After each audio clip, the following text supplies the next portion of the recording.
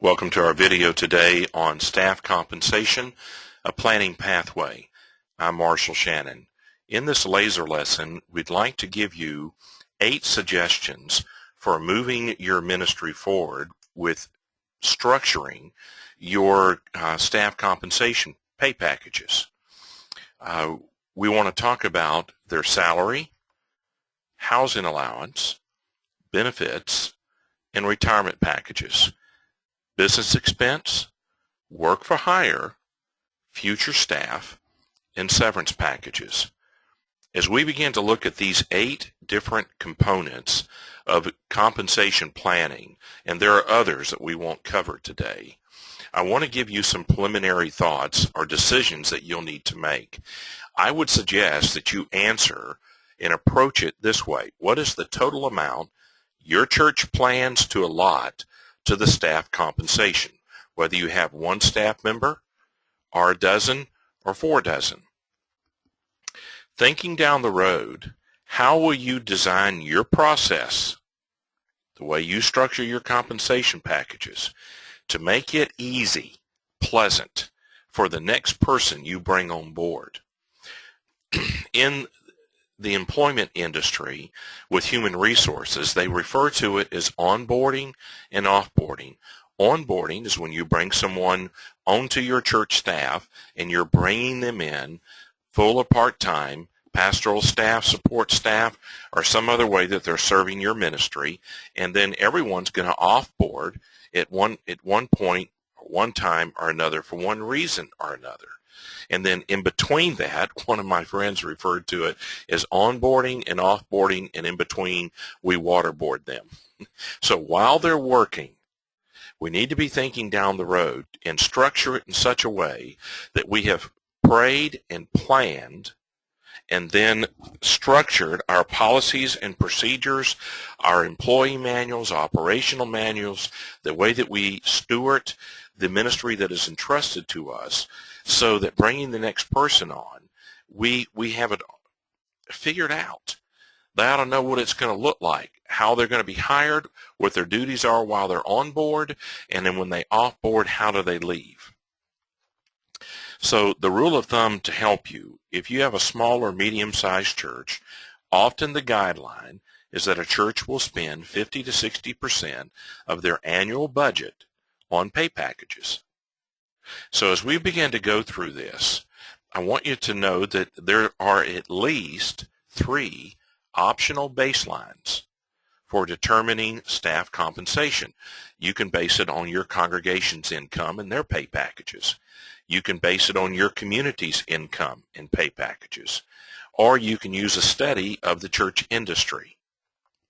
Now, as you look at salary considerations, and you're going to set the salary, that is the cash that they're going to receive monthly or weekly, however you set it up, bi-monthly, every 2 weeks. And so as you do this, have you determined what the community living standards are? So you're trying to help, and you can even think in laser focus in a little bit more on this. What are the living standards of your target group? So not just your community. You could live in a large area like New York City or Chicago or Houston, and in doing that have millions of people, but you're only targeting to reach a certain groups within your community. If that is the case, you could drill down to research and find out what are their living standards. And what I mean by that, for instance, is do both spouses work outside the home? Well, are you going to require, let's say your pastors, that their spouse can't work outside the home because you want them available to help in the ministry there, or do you mind if they work outside? Those are decisions, employment decisions, that you have to make. And so as you talk about this, do they own or rent their homes, their apartments and condos and townhouses? Do they live in regular single dwelling houses or mobile homes? What is their living standard? For instance, you bring an assistant pastor in, and everyone in your area lives in a $400,000 home, but you pay the assistant pastor so little that he can't really connect with the target groups in your community because you're not paying him enough. And so that can be a real hindrance as you get down to it. And I think you need to think through the salary considerations, which is just one of the components that we're talking about. But how do people in the area that you're trying to reach with the gospel, what are their living standards? As we continue down this list, what about housing allowance? Pastors were allowed by the U.S. Congress. They passed a law, I believe it was in 1962, but don't quote me on that, that a pastor could be exempt from his housing allowance, his actual expenditures, and he does not have to pay federal income tax on that. That is a benefit for your pastor and something that you need to structure into his compensation package. So, is he going to own, rent, or live in church-provided housing? So housing allowance, you're going to have to decide, does it vary by the staff position? Are you going to provide equity allowance if they live in a church house, in a church-provided house? Here's how this works, and it's not so common as it used to be. But you bring a pastor in, you put him in a parsonage, and he lives there for 20 years. He retires, he gets fired, whatever happens, and he has no equity built up in it as his own possession because he's lived in church housing. So a way that churches have handled this is to give him an equity allowance annually to compensate for the appreciation of a home if he owned his own home. The other concern and reason why I think guys have gotten out of living in parsonages is that if they do end up retiring and all they've ever lived in is church-owned housing, that's part of their retirement, that they built up capital and they don't have any. So you have to decide what you're going to do with it. But, are you going to let it vary by staff positions? Are you going to compensate them for living in church housing by helping them build up equity? And then housing allowance, as I understand it today, and realize that the IRS regulations are interpreted often from district to district and maybe from office to office.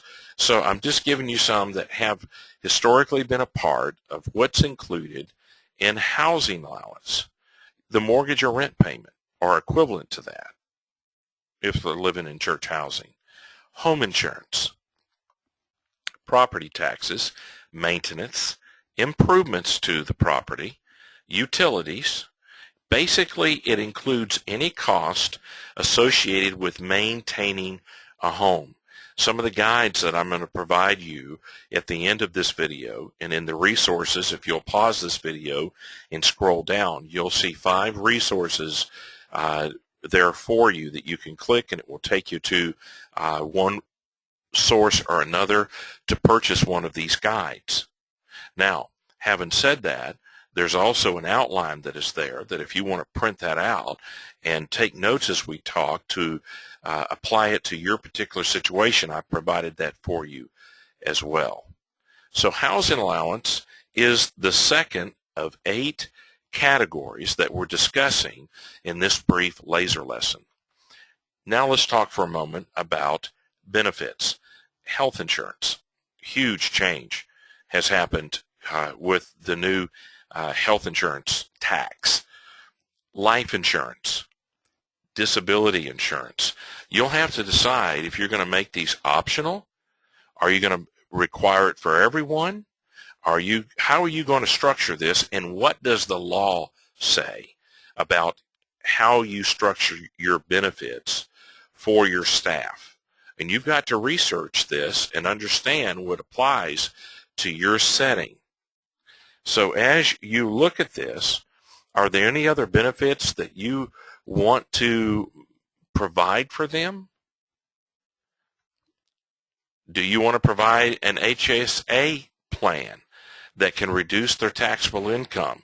A health savings account is what HSA stands for.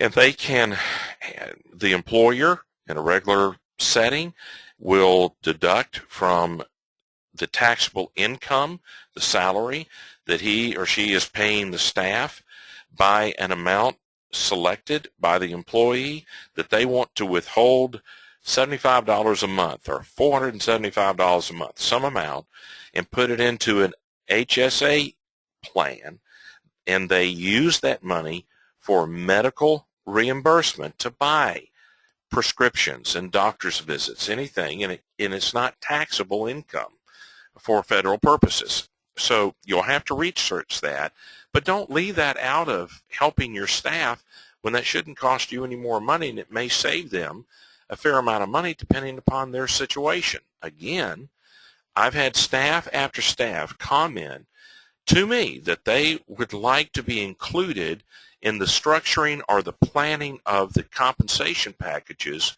up front at the beginning instead of on the back end. In other words, what churches typically will do with their finance committee or their staff committee is bring in the pastor, assistant pastor, associate pastor, support staff, and say, here's your compensation for the coming year. Is this okay with you? Instead of talking to them on the front end and finding out if there's a particular situation that would greatly help. And so educate your church staff and find ways to steward the resources available to your church to help your staff. So as we move along in dealing with the benefits, we want to talk next about retirement packages. Retirement packages, have you asked your pastor if he's opted out of Social Security? Because for pastors, along with the housing allowance, are allowed to opt out of Social Security and provide their own retirement package. Well, if your pastor has opted out and he's 50 years of age, you might want to find a private way, a proper way, to have a conversation to find out, has he opted out and what kind of retirement plan has he done for himself?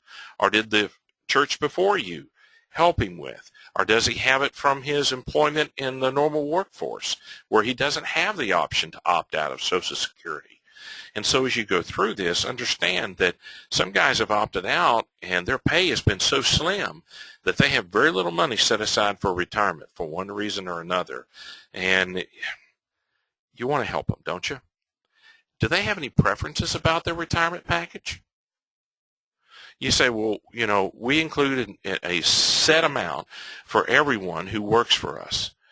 And this is how much goes in, when he may be independently wealthy, or he may have inherited a gazillion dollars, and he doesn't need your retirement package. He'd rather have the income directly given to him or something else done with the money.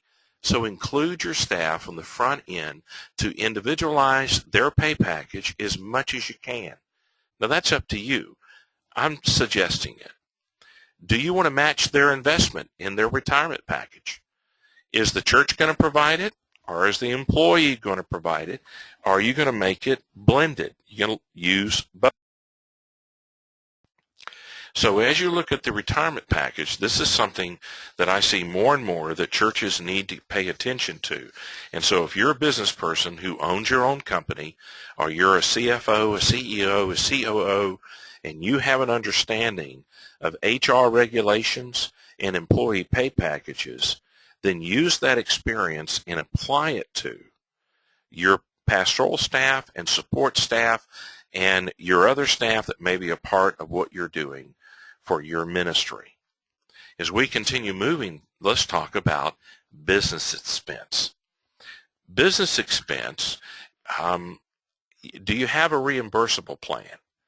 By a reimbursable plan, I mean a record-keeping system where perhaps they have discretionary funds, and so as a general rule, your staff will either be accountable to the church or to the government, to the IRS or to the committee that is overseeing this, and usually it's turning in receipts, proof of expenditures, And so if you're going to have a reimbursable plan, and I would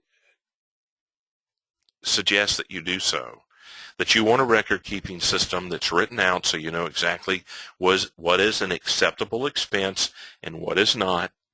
Are you going to give to your pastors some discretionary funds that will help them be able to easily use money for a business expense to assist someone? You've got to decide how you want to do that. So how are you going to handle the accountability of the business expense money that you're giving? You're going to give them a credit card, and the credit card has a limit. You're going to give them a line item with an allotment and a description of that allotment or that expense as to how it is to be used and what you'll reimburse and what you want. So is the credit card provided by the church? Are you going to give them an advance each month or week? Are you going to reimburse them? They're going to spend their own money, turn in their receipts. After they're submitted and inspected and approved, then you'll reimburse them. You've got to decide how you're going to structure the accountability. And so what should be included as a business expense? Transportation. Well, this can be a big one. If your pastoral staff is using their personal car to run to the hospital, to go visit shut-ins, to do, any kind of ministry that you want to pick, they may be putting thousands of miles on their personal car, and they're actually providing you with an automobile. So you need to answer, are we going to provide church vehicles for the staff? And you may structure this however you need to do it to make certain that they're reimbursed for it, or are they going to just have to take their IRS deduction for their taxes to take it off their income?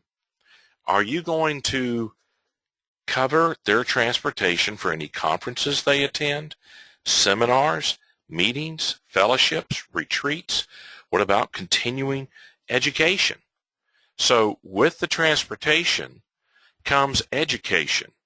By the way, let's say that you have a pastor who feels like they would be greatly helped, and for whatever reason, once a year to attend a conference or seminar, some kind of meeting or retreat for their health spiritually, or for their continuing education, or to do networking, or to look for the next staff member, whatever reason. Are you going to allow that staff member to take their spouse? What about their children? Are you going to pay for it? And so all these kind of questions come up as you start looking at what's included in business expense. Transportation, okay. What's that look like? How is it structured? How are your policies written? What are the procedures for it? If you're going to let them use their personal vehicle and they're doing church work in it, what does that mean? What is the risk management procedures you need to put in place? If they're going to travel for conferences and seminars and meetings, are you going to pay to buy a plane ticket for the spouse?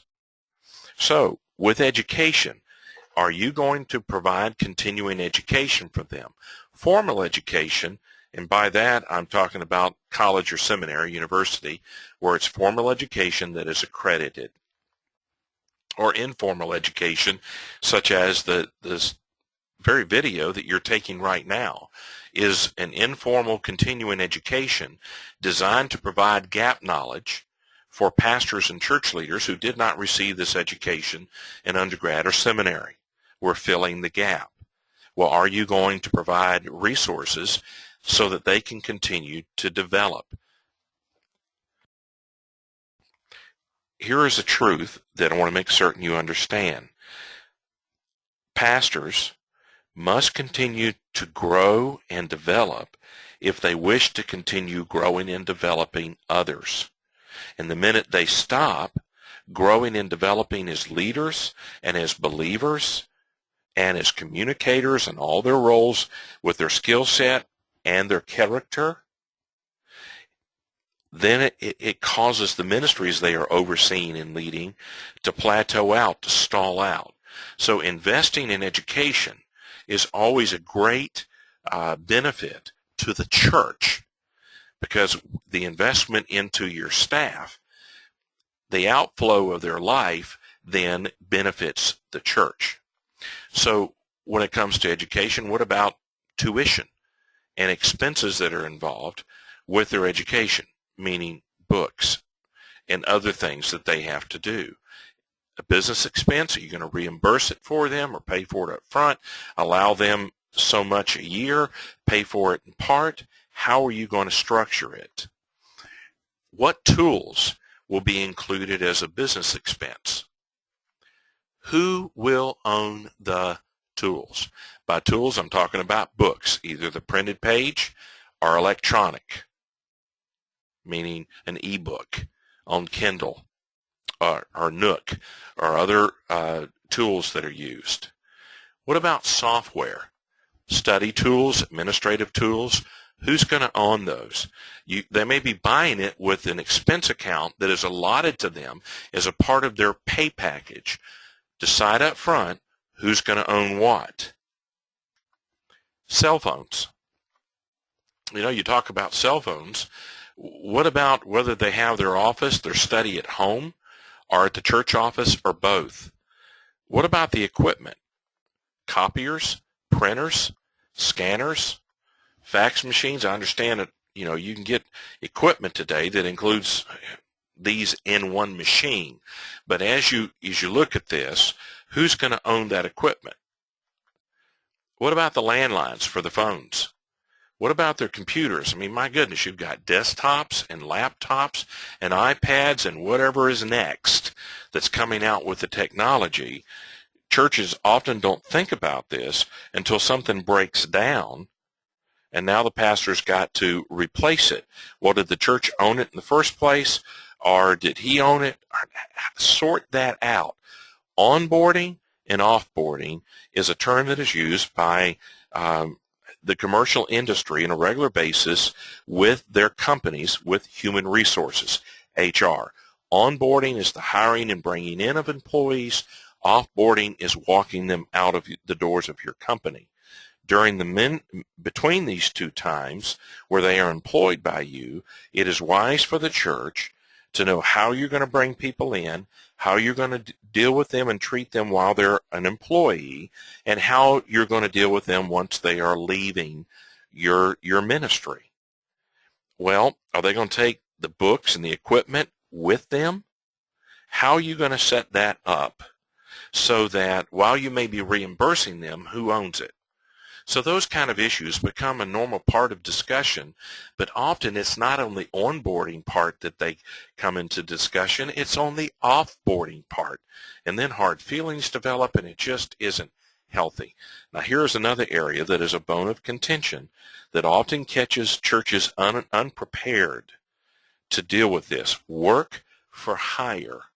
Work for hire is the question that you need to answer, because the senior pastor, the associate or assistant pastor, whatever title and position you've given them, they're an employee of the church. Who is going to own the following things? They author a book or a poem or a blog post. They preach a sermon. They record a video, whether it's preaching or something else they're doing. If they're working for the church, who owns it? Then, from what I have been taught, and you have to go research this for your location, for your state, is the work for hire automatically give ownership of the books that are authored, the sermons that are preached, and the videos that are recorded, and anything else that is produced by an employee automatically belongs to the employer. Well, when you begin looking at the pastors who have written books and preached sermons, and maybe here's another thing, they get invited to preach at another church for a Bible conference or a revival service or a seminar to train other pastors. And they're compensated for their travel and then given a stipend. They're compensated and given an honorarium. Does that honorarium belong to the pastor or to the church? And how many times is he allowed to go and speak during the week, during the year? And does the first 3 he keep, and anything thereafter he turns over to the church? And I'm just making that up, but you've got a question here that you're going to have to answer this, and I want to encourage you to answer it on the front end of your relationship with your next employee, and then go deal with it with your existing employees. So how will you regulate it? By their position. So you got a pastoral staff, support staff, facility staff, facility manager, facility maintenance, custodial. Maybe you've got some other people that are helping you write your curriculum for your small groups or Sunday school, or your continuing education for your church, or your discipleship material. How are you going to handle this? By their position, or by the individual, or by their profession, their post, what they're doing? So a church who has a pastor write a training manual for an athletic event that is unrelated to his duties as a pastor may not have any question about that being work for hire.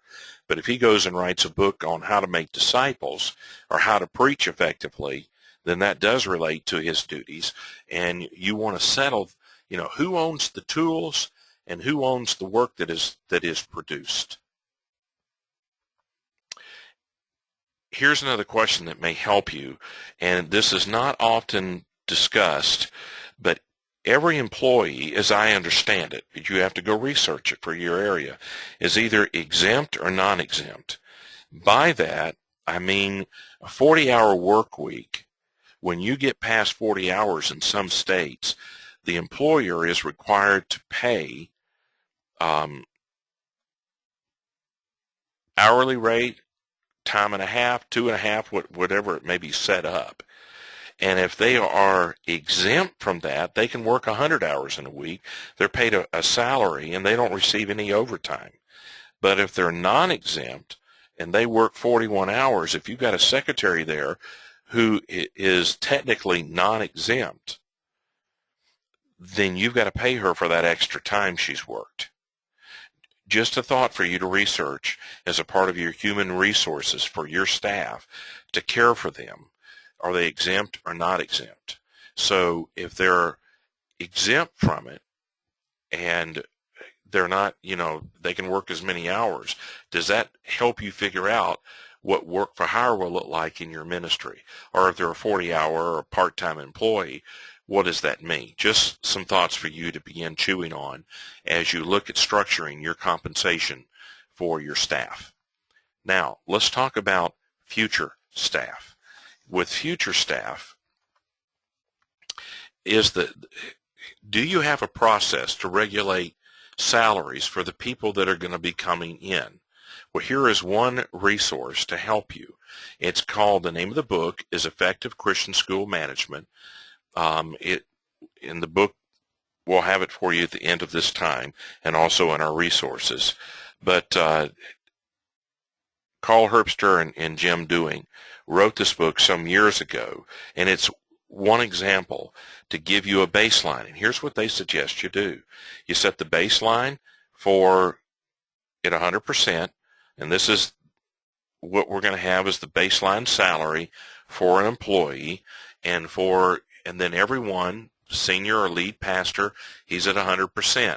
Then the associate pastor is at blank percentage, and assistant pastor is at a blank percentage of the senior pastor's pay, his baseline salary. Okay? Then you've got support staff and facility staff and other staff, and they suggest that you grade that down so everybody working in their position will know what percentage of pay they're going to get is a percentage of the senior pastor. Then you've got variables that come about in this. So in the book you have performance reviews where you may give a guy a little extra money for the coming year because of some great work that they did during the current year. Or they may go get an earned doctorate or a second seminary degree or graduate degree, or in some other way that you want to help them improve, and it's a stimulating thing to encourage them to continue developing. And as they get those accreditations, those certificates, those diplomas, that they will be paid more money. Another one is tenure. How long have they been at the church? And so you may want to say, well, we want to increase their pay for the first 3 years, that we feel like that deserves extra pay. Then maybe years 4 through 8, we're going to reduce that increase in pay by this much. You'll have to figure that out. This is just suggestions to help you think through how the Lord wants you to structure the staff compensation packages for your employees. So let's talk about something that often we don't like to talk about, and that is severance packages. First off, why would you do that? Because you're going to have people in the church who are not upper management or C-level employees of a company or firm or nonprofit, and they're thinking, you know, I'm a sales department for this company, or I'm in middle management. I don't get any kind of severance package. When I'm done working there, my last paycheck is my last paycheck. Well, with pastors, they would be considered C-level. And so the norm there is to provide a pay package for them because they have a limited source for finding employment. Their education and everything has been tailored toward being a pastor. So often churches will set up a severance package, but you want to determine this on the front end, do you not? You don't want to wait until your first guy is being let go or walking away or going to take another church, or you fired him, for you then to start arguing whether or not you're going to give him a severance package, and you leave a guy hanging high and dry. Put it into writing, decide. Now, onboarding and offboarding that we've already referred to, you need to know what that's going to look like. So what are the terms for offboarding? If he has a moral issue, you're going to give him a severance package. If there's performance issues where they were let go because of their lack of performance or weak performance, what if they're retiring? You're going to give them some kind of severance package for the first year? What are you doing there? What if they're leaving on their own to become a milkman or a hairstylist or to sell used cars or to go take another church, and another church has called them and they're leaving you? On what terms are you going to provide a severance package? And so as you talk about these things, what is the length of the severance package? How much are you going to give them? What is included in it? Their salary, their housing, their benefits, their retirement? Does tenure matter? So let's say that you give a guy 1 month's severance, whatever you decided to include in it, you know, the amount, 1 month for every year that he has worked for your church. And so you answer the question, yes, tenure matters. Or you can decide that everybody gets 2 months' pay. A lot of church constitutions will say that for their pastor, that he gets 60 days compensation. So you've got to decide, how long are you going to provide that severance package for them? Are you going to base it on their performance, or how much they're loved, or how long they've been there? And what are you going to include in it? You're going to do it for just a week, or for 2 weeks, or for a month, or 6 months? So what is that going to look like for them? So let's go next. I'm going to give you some compensation resources and just kind of walk you down through these. Then you can click on any of the links in the resource section after you've watched our video here. And it will take you, if you'll right-click, open a new window, it will take you to the website that provides these compensations. The first book that I mentioned was Carl Herbster and Jim Dewink's formula for setting staff compensation in their book, Effective Christian School Management. It's an older book, but the process, the formula they use, you could tailor it, customize it to fit your situation. And here's the link, and you'll be able to click on the book, and it will take you right to Amazon. So as we talk about this, you've got another one. The 2012-2013 Compensation Handbook for Church Staff. You can get it from Church Law Today store. The cost is $34.95. You can purchase it in sections. In other words, if you're a small church with a solo pastor, one pastor, you can purchase online, like a Kindle, electronic copy of just that portion. You can go get the Minister's Tax Guide from GuideStone.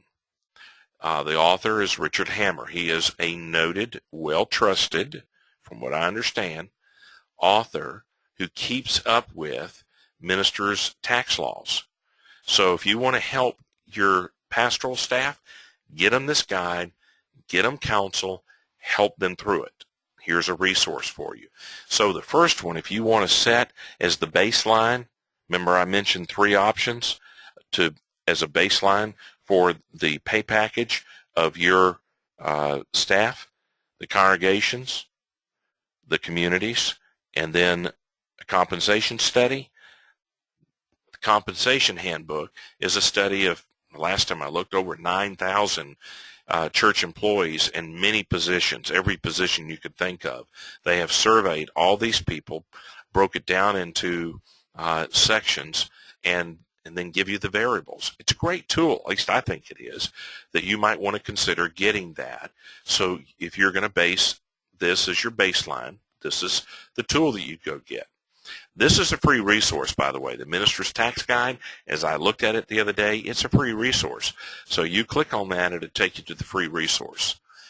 Then there's Worth's Income Tax Guide for Ministers. Here is the link to it. Here's the cost. Then there's Zondervan's Minister's Tax and Financial Guide. Here's the link, and here's the cost. Each one of these, I would imagine, I have used Hammer's. I probably have used Worth's a number of times as a senior pastor, and you've got to go research them, look at their reviews, talk to your friends, find out which one has helped them best. Is one better than the other for you? So as we talk about these, we want you to be able to pause this video or finish this video and be able to ask us a question. We'll answer back as soon as we can with an answer. I'm Marshall Shannon, Ministry Design Coach. Our website that you purchased this video from, Ministry Design Training and Ministry Design Concepts. We would encourage you to go to both to get the free training and then to subscribe or buy other products to help you in other areas of ministry. You can email me anytime you like at this number or reach us at the office or on our cell phone.